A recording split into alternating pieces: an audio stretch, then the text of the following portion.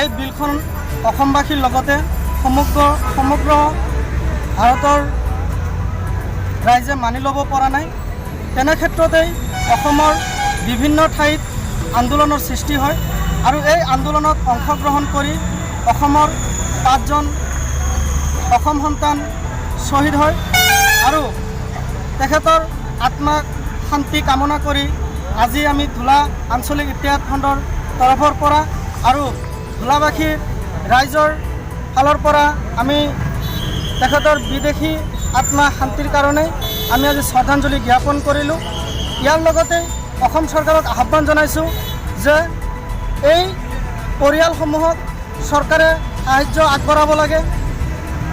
তেখেতে জাতিৰ অস্তিত্ব ৰক্ষাৰ স্বাৰ্থত আন্দোলনত গৈ প্ৰাণ আহুতি দিছে। সেয়েহে তেখেতক শ্বহীদ বুলি ঘোষণা কৰি সেই পৰিয়ালটোক আৰ্থিক সাহায্য আগবঢ়াব লাগে।